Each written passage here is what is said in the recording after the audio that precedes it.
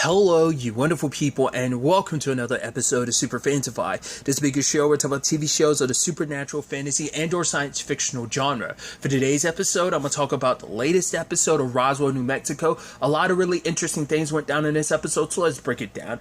I don't know if I'm going to describe this the right way, and I'm probably going to butcher it, but I think it's so interesting how this episode was designed, because it seems very scattershot, like it feels jittery, like it's all over the place, and I think that's by design, because it's supposed to keep you from like fully getting the picture, because the fact is like everyone's divided, like working on their own piece of the puzzle. Like the thing I compare it to, and it's the show I always compare, like I always go to for this example, is Stranger Things. How Stranger Things, you constantly have like the different groups will be working on one piece of the puzzle, and then they'll finally come together and be like, oh, these are how all the pieces align.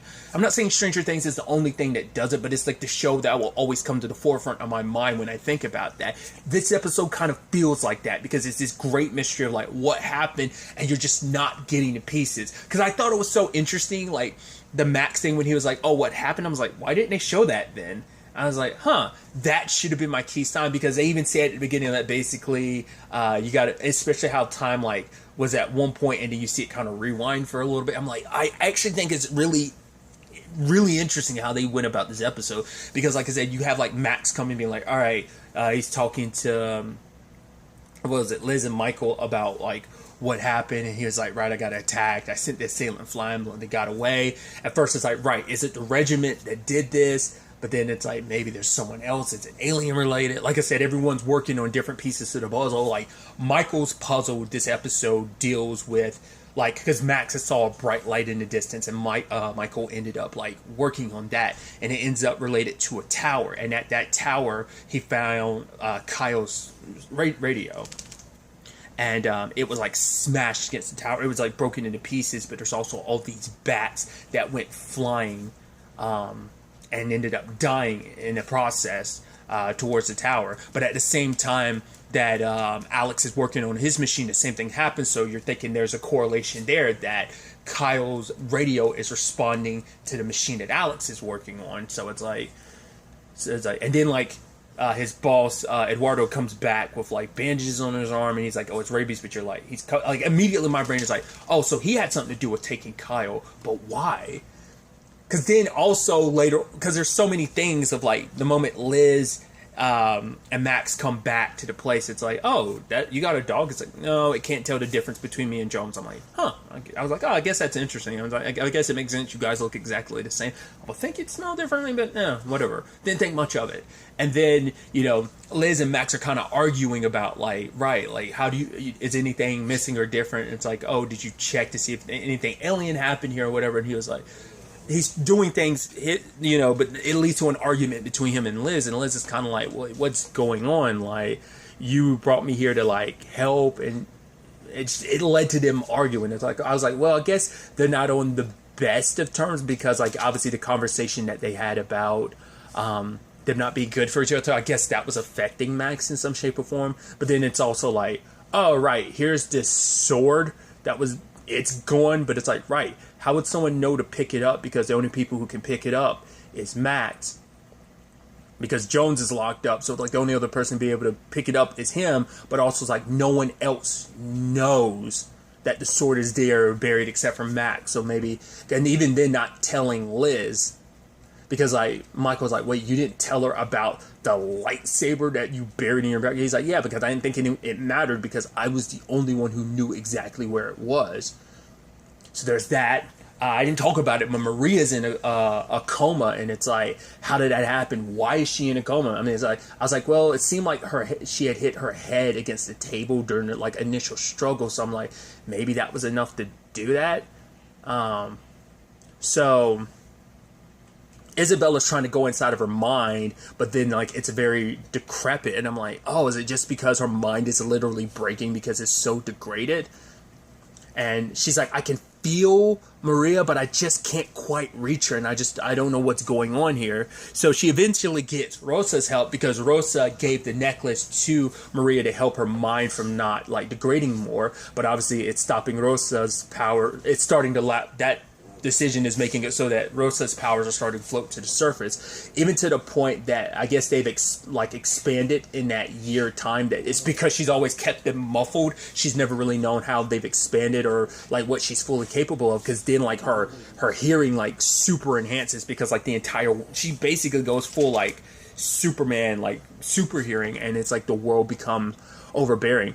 Hell, there's even the conversations between that deputy and Sheriff Taylor, because he's saying like, yeah, things get weird anytime Max Evans is involved, but Taylor's kind of thinking like, oh, you're just being crazy, you're thinking too much about it.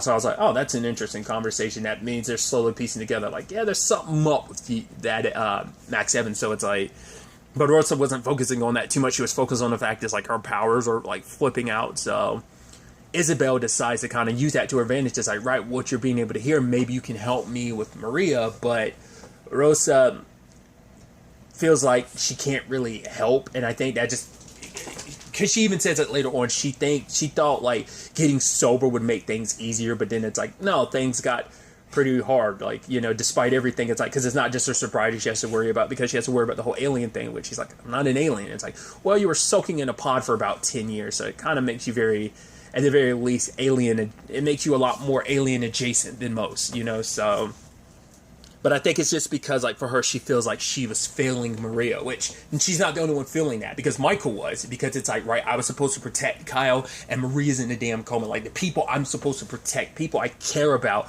are getting hurt, and I can't do anything about it. Because he had called in Alex to try and track, like, the signal.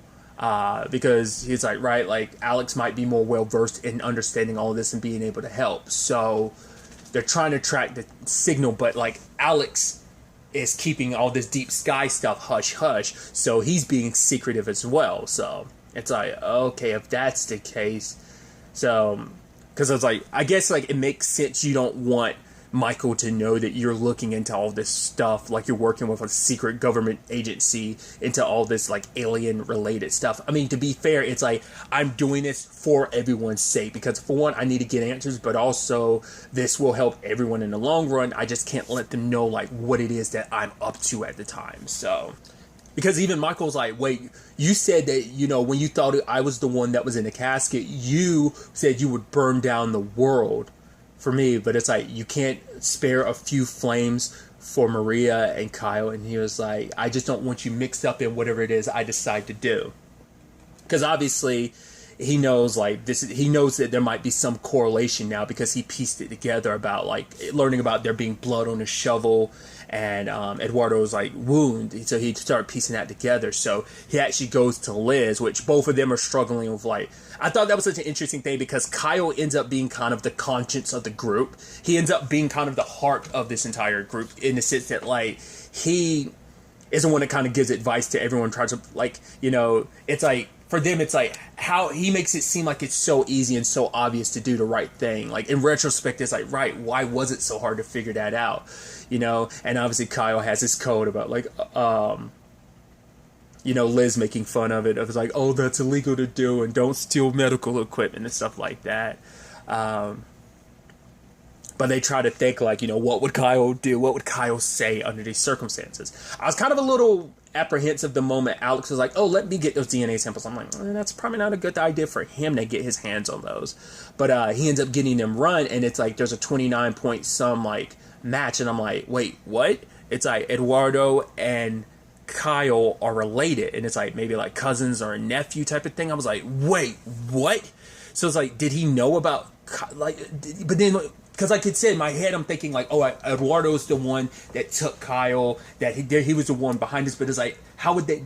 Maybe I was like, maybe they've been watching Max and them the entire time, so maybe he's in the know a lot more than.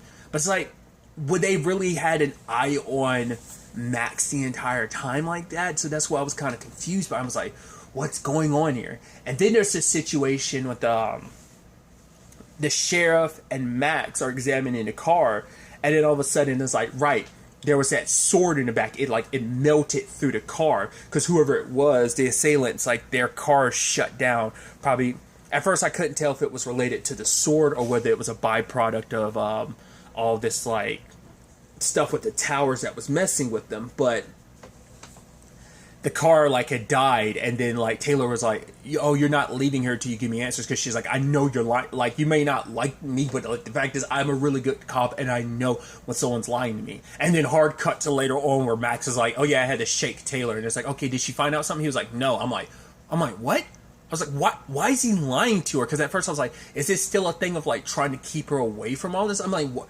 I get like he had lied up to a certain point, but I'm like, why are you still lying at this point? I was like, that's not making any sense. I was like, why lie about that? It's like, you're not even saying like, oh, she's suspicious. It's also like, it's like, how did you find your way out of that situation too? Once again, scattershot, because it's like, it just like hard cuts to so much stuff, and you're just like, you're kind of getting whiplash. And I think that's by design. Like, I actually like that, because I was like, wait, this is because it's making it harder to figure out what's going on, the way it like literally hard cuts, because it's like we're missing literal pieces to the puzzle. It's hard to solve when you're not getting the full view, but the fact is you're not getting the full view on certain aspects of it is the key sign of like what's going on. Like, I'll get to that in a second, but so it's interesting because Alex confronts Eduardo and ends up finding the radio, a second radio. So it's like, so are they actually like, he's like, I don't have a nephew. I wonder, was he lying, or is it just like a, no, we are related, but we're not?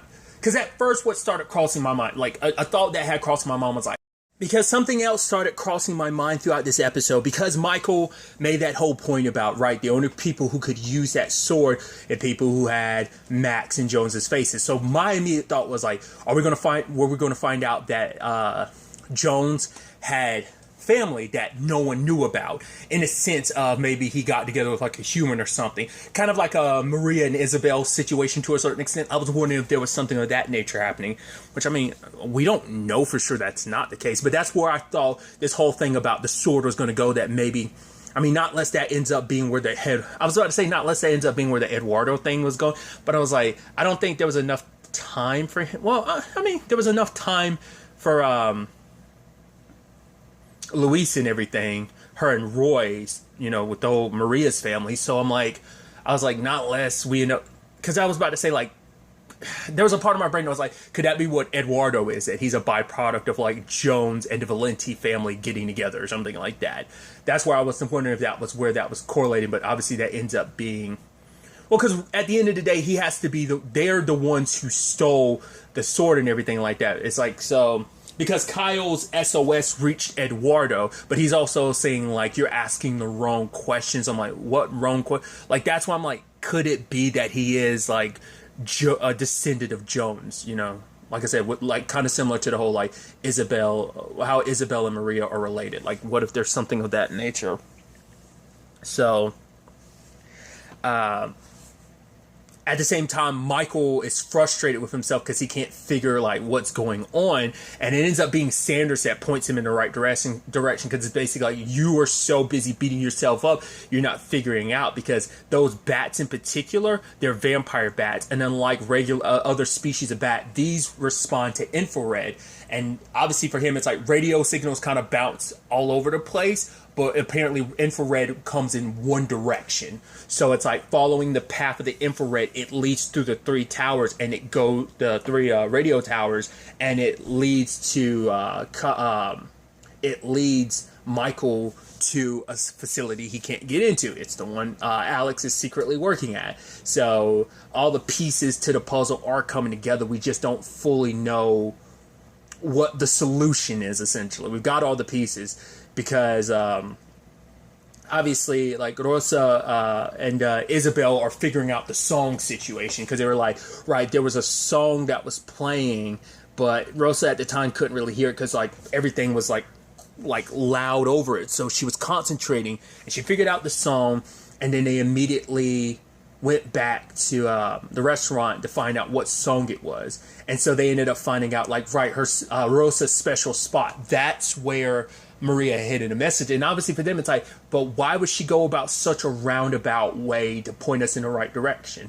And so they end up getting sent to her memory. And then the moment like they're figuring it all out, Liz is getting some answers of her own, because it's like, oh yeah, someone had like Max was asking about something else. Someone like with burn marks and stuff like that. And at first at the time I was like, I don't get the whole burn marks thing. And then now in retrospect it's like, of course, because anyone else who grabs that sword is going to get burnt. So whoever has came in with burn marks would be your way leading you to the sword. So I got that across eventually.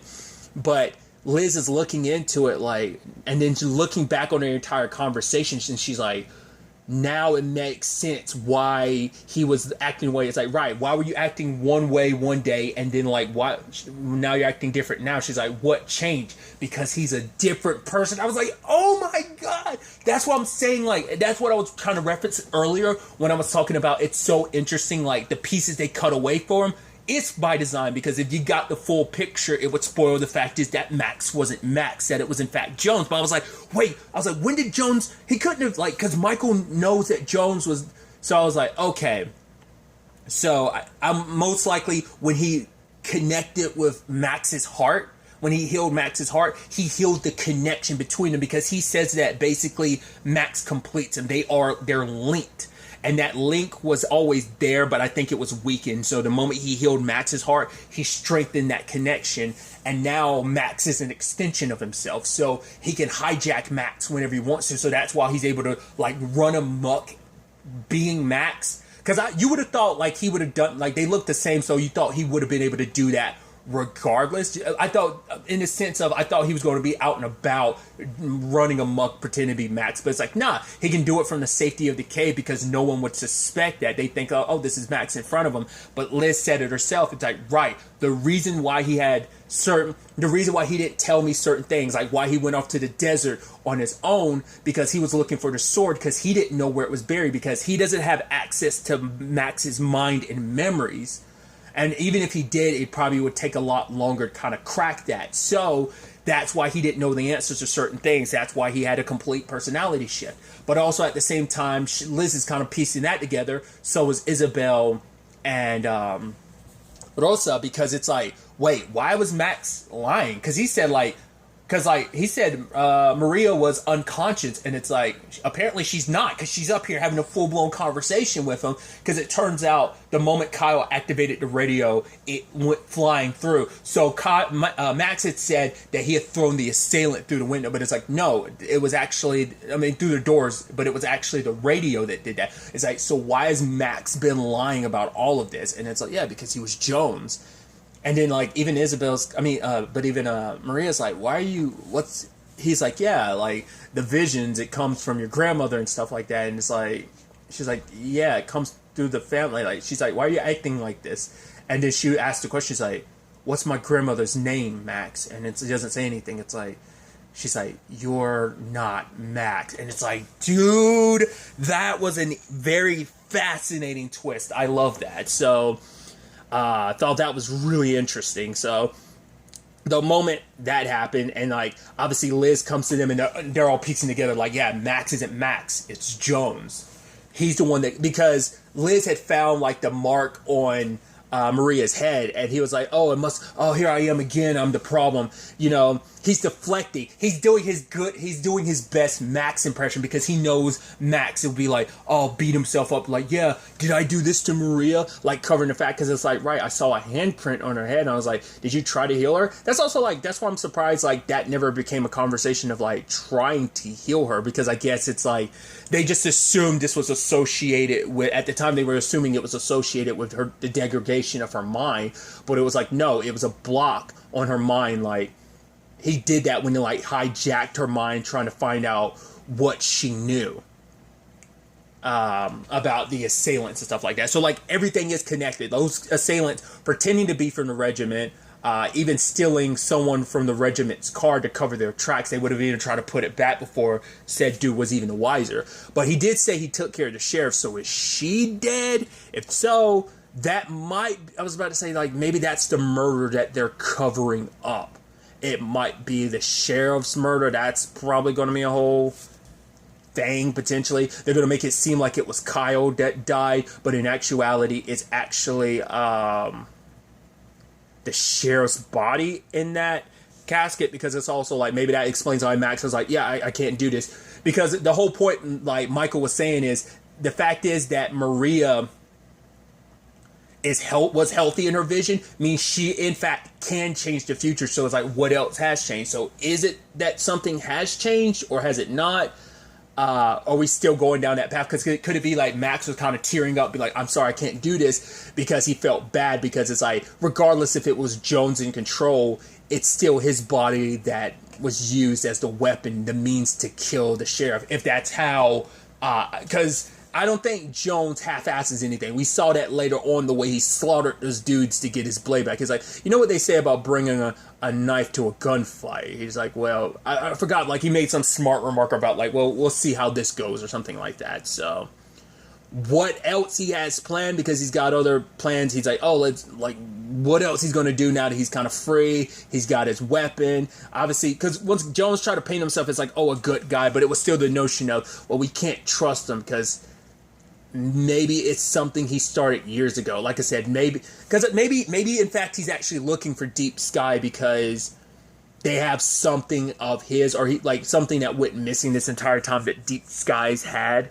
and now he's trying to track them down so that he can get it back. So I don't know. It's definitely going to be interesting to see where the next episode takes us with all of this, the getting answers, to figuring out, like, okay, so at what point did he officially take control over Max?